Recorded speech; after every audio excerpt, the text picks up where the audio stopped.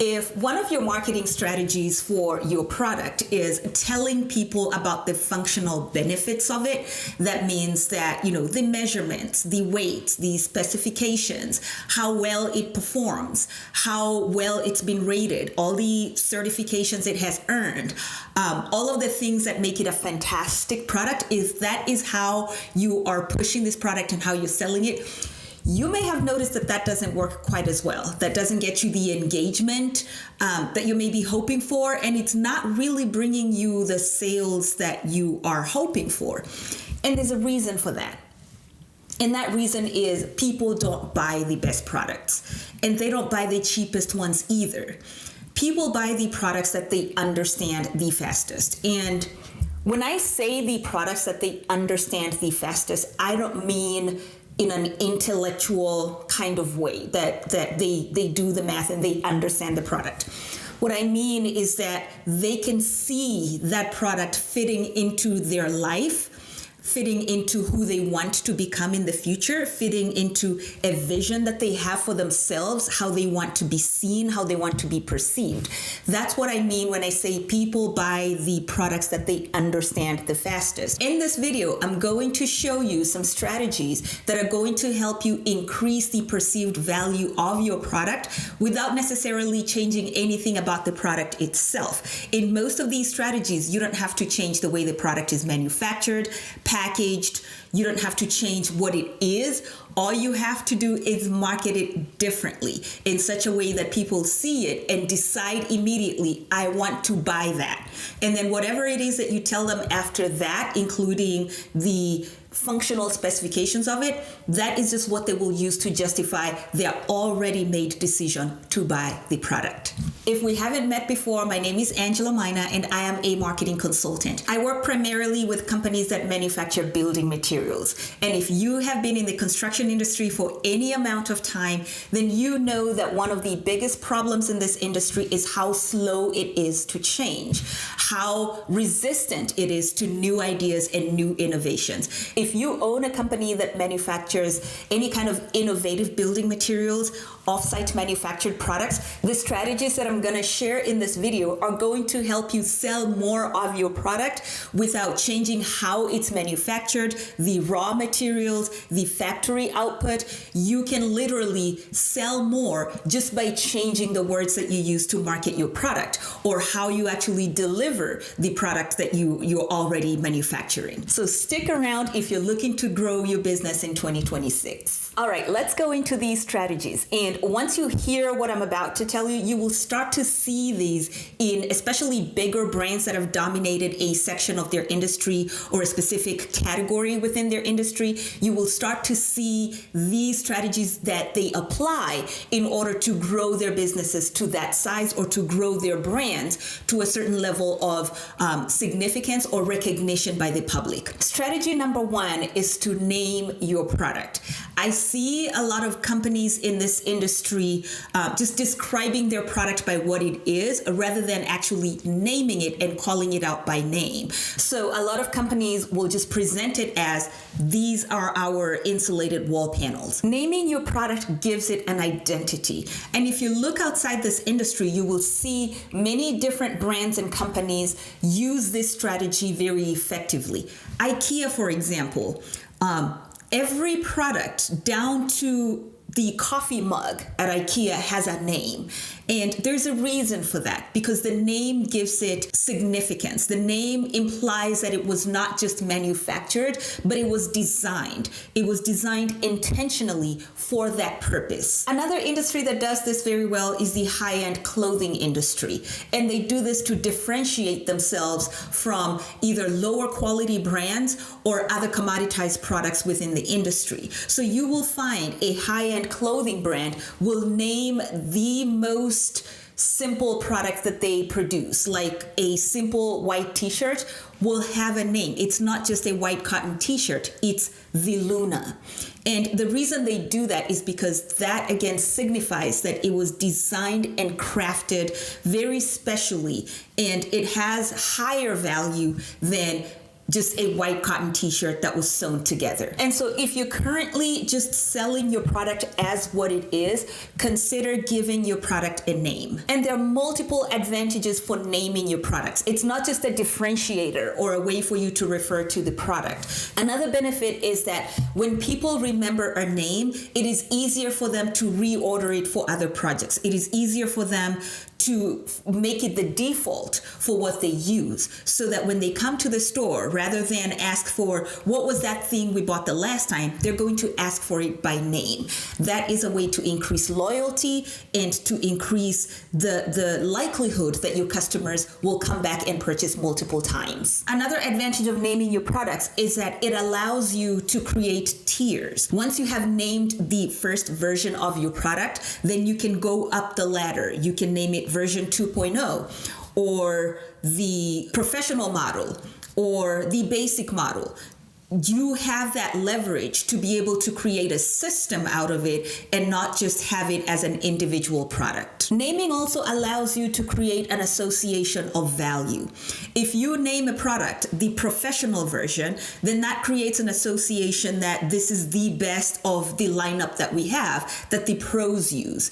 If you name your product the max speed product, for example, that creates an association that it's a very fast acting product or it's a very fast performing product. So you can give your product a name that not just identifies it, but it also associates it with a certain signal of value. In addition to all of these benefits, there is a benefit of simplifying communication. When you're talking to your customers or when you're marketing your product, it is a lot easier to call it by name and to have it, especially if you have used a name that signifies value, then that doesn't take long for the customer to understand the product. The product actually defines itself. So if up until this point you have been marketing your product based on a description of what it is, I would highly recommend that you give it a name.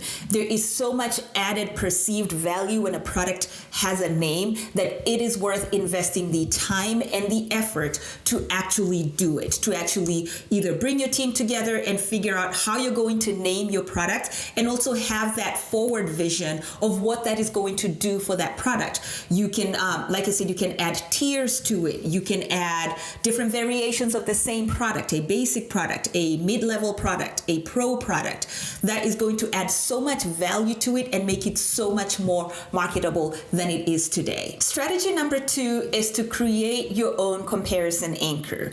And this is especially for companies that create only one product. If the only product in your lineup is, for example, steel framing, the customer does not have an internal comparison reference point. As humans, we compare things. We're not able to evaluate the value of a product in isolation. We want to compare it with another thing that either we already know the value of or that we can see a relationship with the product that we want to buy. And so if you're not offering a comparison anchor within your own product line, then you're being compared to your competitors. So what you want to do is that even when you offer only one product, you want to tier that. You want to make sure that there is a reference point within your own product line and that is not coming from the outside. An industry that does this very well is the auto industry. They very rarely produce a vehicle that has only the base model. Usually they'll have the standard, and that will serve as a comparison anchor for the mid-level model or the premium model. And the way that they kind of tier these models is by adding features. So you can have the standard model that, does not have the power windows or does not have the Apple CarPlay, does not have a screen. And then you only go up from there, adding features, adding benefits until you get to the highest tier model. There is always a comparison point, even in the same vehicle, the same year, the same make, the same model. They always have something else for you to compare from that is inside of that brand. And that's not you comparing it with other cars outside. And so you want to do the same for your product. If you only produce one thing, do not allow for that one thing to be compared to something outside. And you don't necessarily have to create something else. You just have to create a perception that there is something else to compare to. And you can do this by adding services. It doesn't have to be an upgrade of either the strength of the product or the weight of the product. It can be a service that is bundled into whatever it is you're purchasing. It works the same for cars. You can buy a base model, but then you get either lifetime oil changes or roadside assistance or some kind of service that is bundled into it that does not change what you're buying. So the physical vehicle, you purchase it as is, and then as they add services to it, then that becomes another tier of the product that you're purchasing. So you can do the same for your manufactured building materials. It does not have to be an add-on to the physical product. It can be a service. It can be maybe the speed of delivery. If you are adding expedited delivery or a rush order, then that brings you to another tier, and that tier costs more. In conclusion, do not provide the customers with just one option and say, this is our one thing, and here's, the price of it. It's a fantastic product. Here's how you buy it.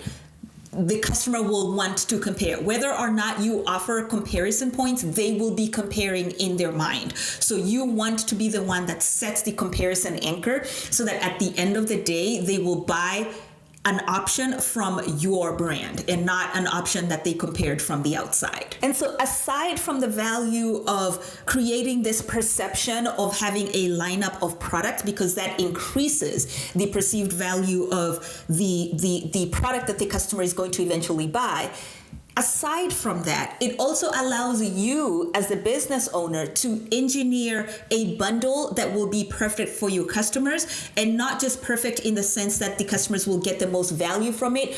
You can also engineer it in the sense that you also get the most margin out of that product. So even if, like I said, you're only starting with one thing from your production line. It might just be steel frames. That's it. That's all you have in your production line.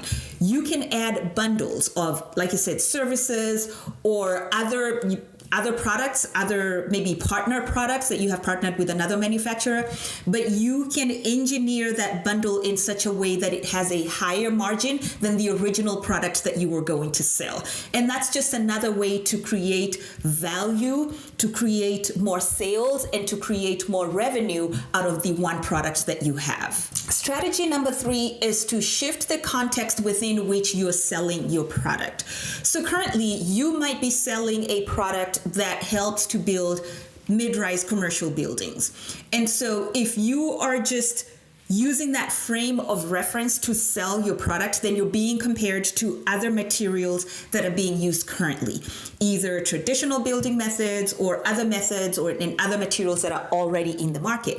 If you want to increase the perceived value of your product, then you want to shift that context and sell it in a different context where that comparison is not going to be possible. For example, if you're selling a building material that resists hurricane force winds, you want to place your product inside a conversation of disaster recovery.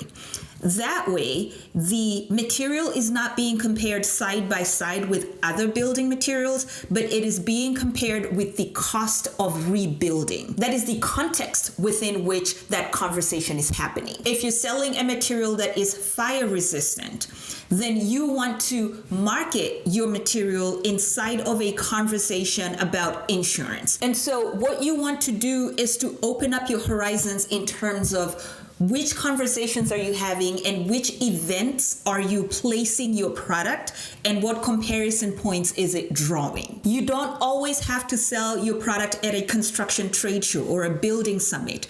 You can sell your products in other environments where the conversation is of a higher benefit. The conversation is where they're solving bigger problems. They're solving for climate change. They're solving for the rising cost of insurance. They're solving for wildfires and the cost and the kind of disaster recovery that has to be done after wildfires.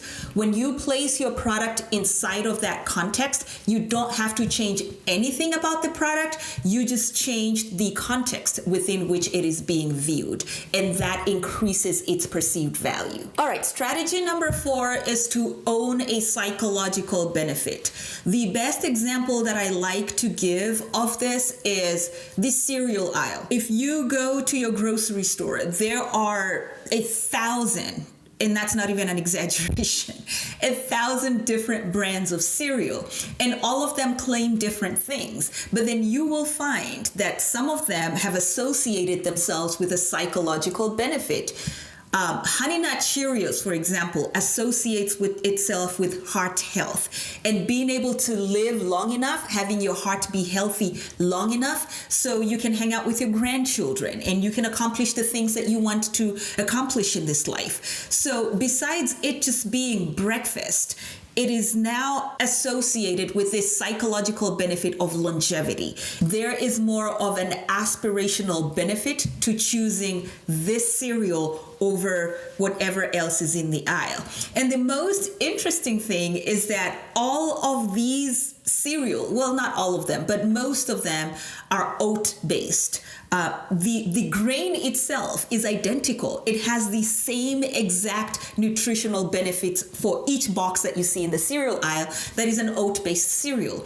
But you can associate it with either a quick breakfast, you can associate it with a healthy breakfast. You choose how to associate your product, and you can do the same for your building materials. You choose the association that you want to portray in the market that raises its perceived value. So for example, there are a lot of innovative building materials that reduce noise. And the noise reduction in itself, just for any building and for any household, is valuable.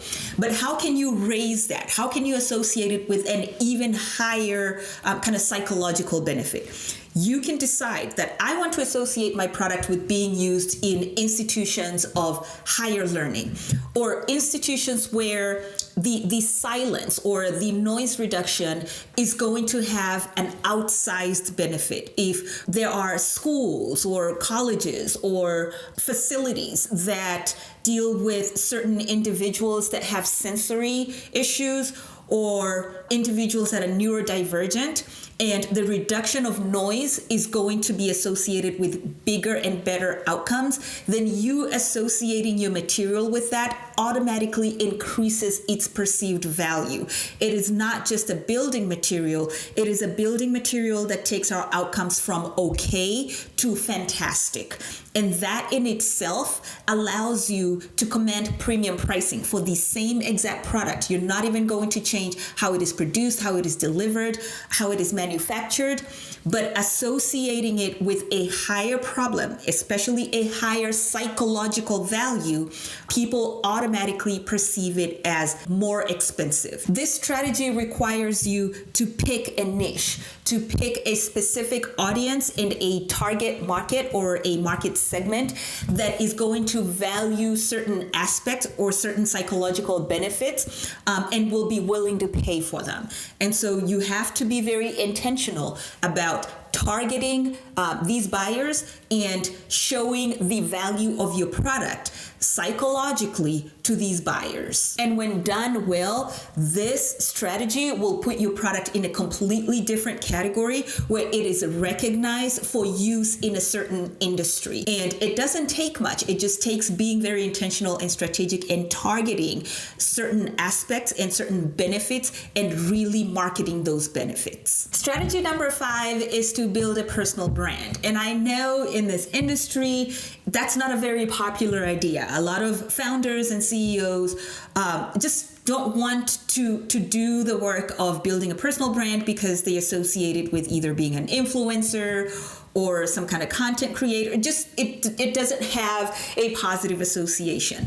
But there's more to building a personal brand than just having your face plastered everywhere. Building a personal brand is actually very valuable to increasing the perceived value of your product. There's a lot of companies, a lot of individuals, a lot of business owners that want to signal certain values, and they will purchase your product just to be able to say that, just to be able to say that the reason we built this way is because so and so inspired us. The reason we built this way is because we believe in the leadership of so and so.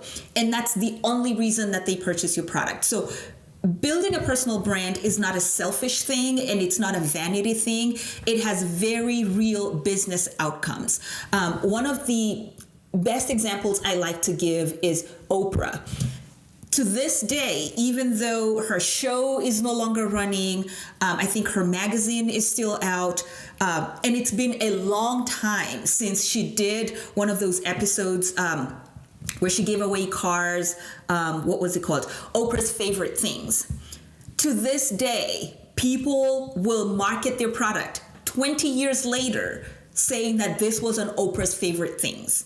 And only because Oprah is such a big personal brand, any association with something that she touches or something that she likes is valuable to a product, to a business. And it doesn't even have to be a huge star like Oprah. It could be just an influencer in the industry, someone that has been known to either invent things or move the conversation forward or to contribute to certain conversations within the industry. Any association with that person drives sales. And so it is a very powerful way to sell a product without changing anything about it. Just the association with someone that has accomplished something. And then also, in addition to just driving sales of the current product that you're selling, building a personal brand creates future opportunities, because personal brands will outlast market cycles, will outlast a recession, will continue to thrive regardless of what the market is doing. And so if you want to create something else in the future, if you want to launch a new product in the future, you still have that association that will continue driving conversations and driving your marketing. So a personal brand sits above any kind of product that you have and is going to continue selling for years and years and years to come. You can also leverage it to add additional kind of services bundled into your products, like consulting services or speaking engagements. Just having a personal brand that can be associated with a product can be bundled as additional value. You can charge for additional consulting, or you can just add it as a bundle to whichever product that you're selling. And so if this is something that you have even considered just a little bit, I would encourage you to continue sharing your opinions, your expertise, sharing your case studies, and really getting your name out there and being comfortable with being seen and heard and contributing to conversations, because that will push your marketing so much further than just telling people about the thing or the product that you developed. Last but not least, the number 6 strategy is to productize the experience. Rather than just sell your product as the functional kind of, this is a great product, these are the things it does, these are the things it accomplishes, you can sell the experience around either purchasing this product, the delivery of the product, the documentation that comes with the product, the service. There's so many things around the experience of doing business with your company that could raise the perceived value of it. The best example I can give of this is Uber. Beyond just the transportation value that Uber gives you, being able to go from point A to point B, there is so much about the experience that raises the perceived value. One of the unique experiences that Uber provides is being able to schedule the ride ahead of time. Another thing is that you're able to see exactly where your driver is on the map as they are approaching your location. So besides just it being a helpful service to get you to where you're going, there's so much about the experience that separates Uber from other services, from other transportation services. Another example that I can give is Apple. Anytime you buy a physical Apple product like an iPhone or a MacBook or any other physical product. The packaging is so well designed and so beautiful. It is an experience on its own. It is something that raises the perceived value of the product. If you were prepared to pay $1,000 for the phone, when it comes and you see the packaging, it feels as if you spent more money than you actually did. And that encourages you to purchase from them again in the future. A lot of people that I know will keep their Apple packaging just because they feel like it costs something, that it is a valuable piece of the transaction. Even though they did not purchase the packaging, they purchased the item. The packaging and the experience and the unboxing and everything that comes with it feels like a premium experience. Think about your building materials. What are the services that you provide around the product that you can level up, that you can design in such a way that it invites the customers to the experience and not just to the product itself. The service that you provide, how your customer service people interact with your buyers, the packaging, the delivery service. What is it around the product itself that you can elevate so that it creates an outsized perceived value that people want to experience just as a piece of their interaction with your company, just something that is more than the thing itself that they're buying, that is pleasant, that is memorable, that is unexpected, and that they will want to experience over and over. The most important thing that I want you to remember from this video is that it is not the functional benefits that sells your product. It is how it is perceived. And unfortunately, when you market your product as being functionally better, it fits better. It has these weights. It has these materials. That doesn't really help people fit that product into who they want to be and how they want to feel and how they want to be perceived. That actually makes them work harder to be able to understand your product.